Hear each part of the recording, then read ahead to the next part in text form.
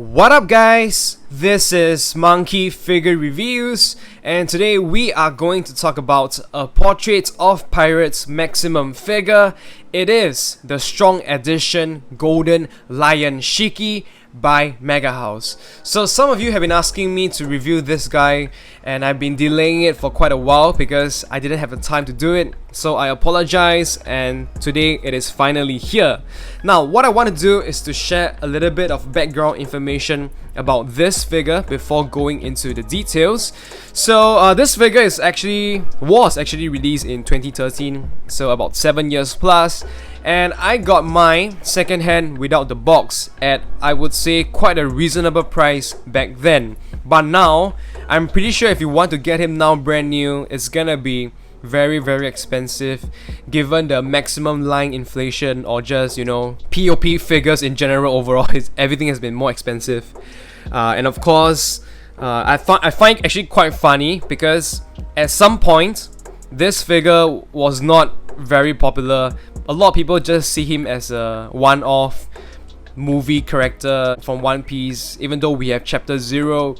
And now with the latest revelation, if you have watched the anime and of course read the manga, Shiki is part of the legendary Rocks Pirates, with Big Mom, Kaido, Whitebeard, and of course Rocks himself. So I think this guy here really deserves the legend status, and I'm pretty sure all this information is going to increase the value to his character and also perhaps to his figures. And I think I saw him selling at Ninoma for like 40,000 plus yen, which is pretty insane. So it's gonna be tough to find it now if you're looking for him.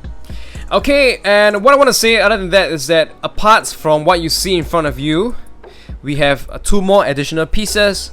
We have this acrylic sort of supporting stand. I have no idea where this is supposed to go. I try to piece it to support the hair behind, but it doesn't seem to fit, so I don't use it at all.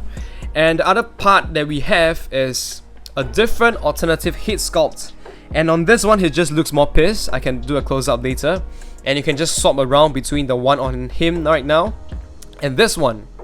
Okay, so that's all the pieces, and let's take a closer look at the figure. As usual, we will start off with the head sculpt, and you can tell from here that the character likeness is done really well for Shiki. It is very close to his manga look, his movie look, and he has that very, you know, scheming and cunning look on his face. The details overall on the head is done really well.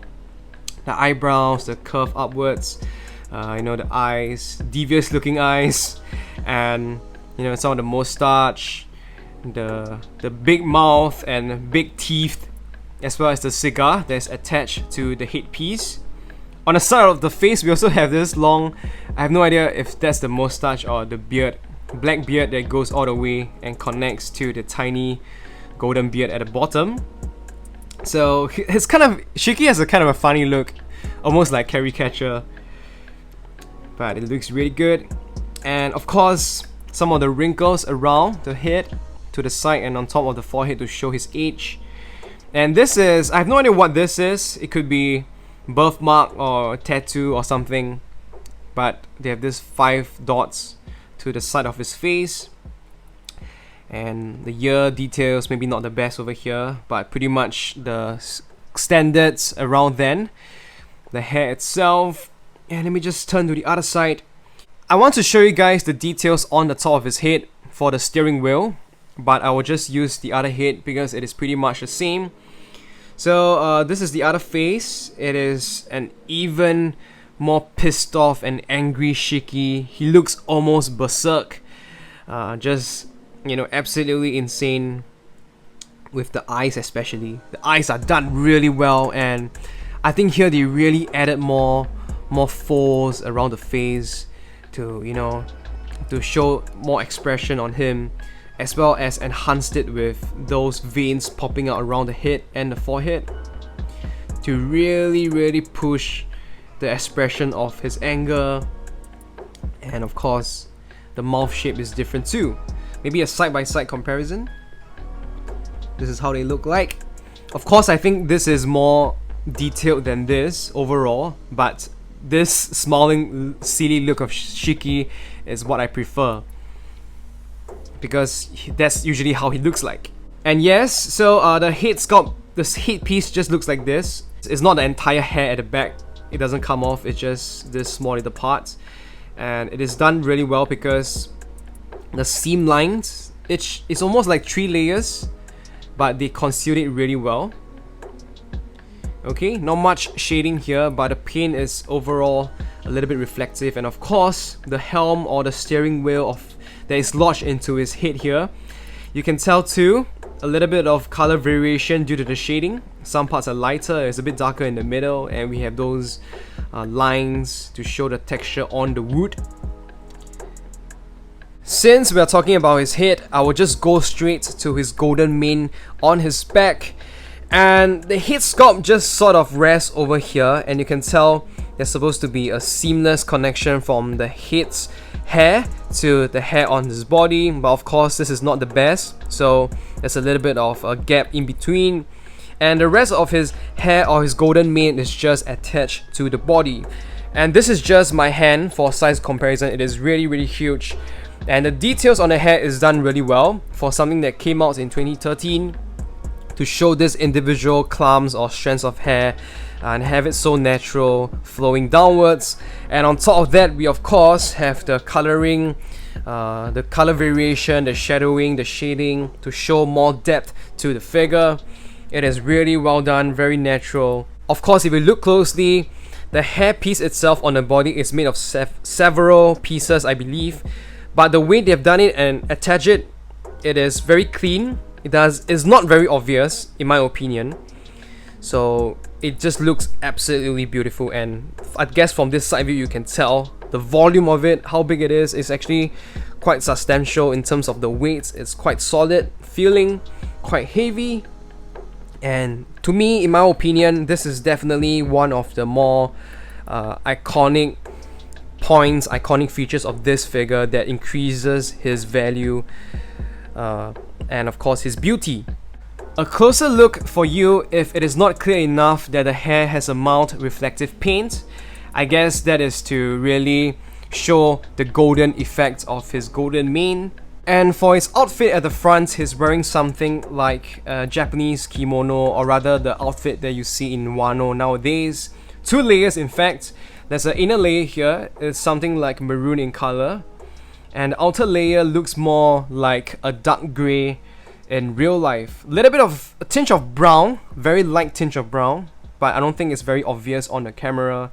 And of course it's definitely done with a little bit of reflective paint. It's more obvious over here. Creases, the design of the outfit is absolutely well done, very realistic and looks natural. Towards his waist, we have a brown cloth that is tied up into a ribbon, and it's a bit flowing towards his left. It's done quite well. And right below it, we have a dark bronze chain that is a little bit movable, but not much. It is constrained to around here. And below that, we have this piece of, I think, leather, because that's how it feels like. I think they purposely made it that way. It's dark orange, a little bit brown in color, and the shading and creases is done very well too. Maybe it's just a fashion accessory for Shiki. And of course below that we have the rest of his kimono, or maybe just some pants, which I feel it is done really well because of the color and the shading within the creases. It almost looks like curtains, but of course much more beautiful than that. And you can just tell, you can just see from your own how it looks like. The coloring is exceptional. It's done so good. And of course, reflective paint too. And the shading is just the depth across it, darker towards the bottom and darker within the crease lines. And towards the bottom too, if you missed it, they made like some black spots here, which I guess is supposed to be holes in the outfit. And it really just goes all the way towards the back. Okay, and of course I missed out on the cape. The cape itself, it's at the back here in between the hair and the body. The inner part is dark bronze in color, but you can't really see on camera. And on the outside, it's essentially orange and golden stripes that comes from the top of his shoulder all the way down. Very beautiful. It fits his color theme, and same for the other side. And of course, his hands generally just pointing up on both sides. You can actually see the details on his fingers. Nothing much to write home about, but it is quite well done. For those of you interested, you can actually see a bit of his half severed legs, and you can actually see the muscles, the definition and the shading added, but it is not too clear on the video. And of course, below the knees we have where he's cut off his legs and where the swords are attached with with a rope or something on both legs, which is kind of funny. And the swords themselves, I would say the details are pretty ordinary, nothing much, and they do seem quite short, but that is how it looks like too in the anime from what I remember. Okay, and yeah, and of course at the back we have the transparent acrylic supports that essentially gives the display of him floating up due to his devil fruit powers from the base.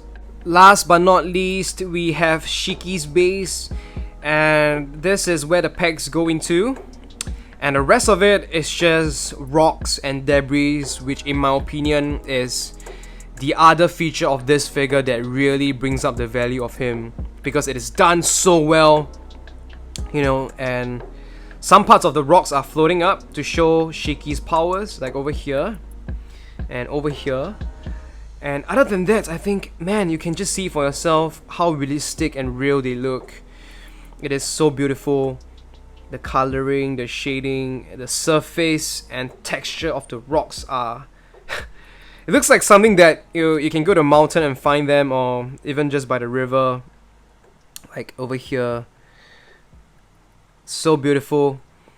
And in my opinion, till this date, it is still quite unrivaled to get such detailed features on a P.O.P figure, even though this is we are like 7 years later.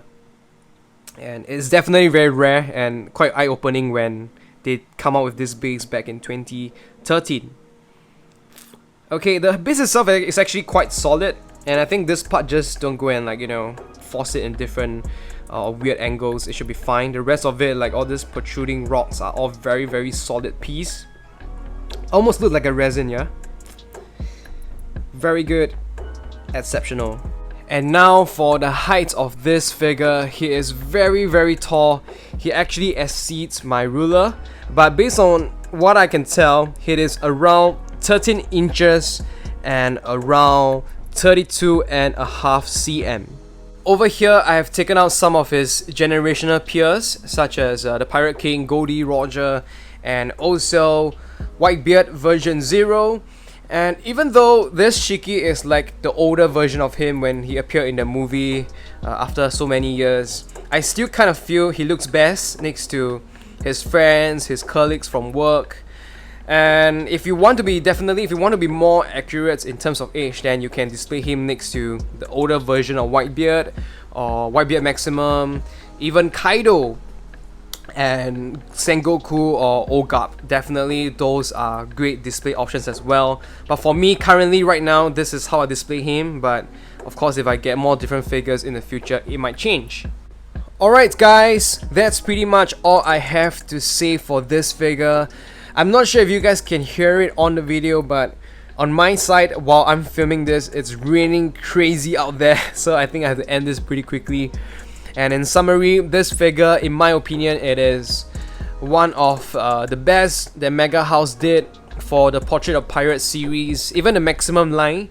And I can really appreciate that they tried to have a display of Shiki that showcases his devil fruit powers by using this supporting stand, to just show that he's kind of floating.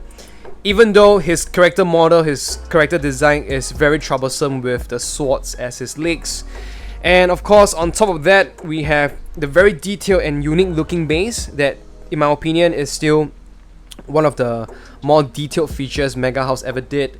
And the sheer volume and size, the weight of the figure is very well done as well as the hair at the back. And the coloring details on it, you know what, it still holds up till today.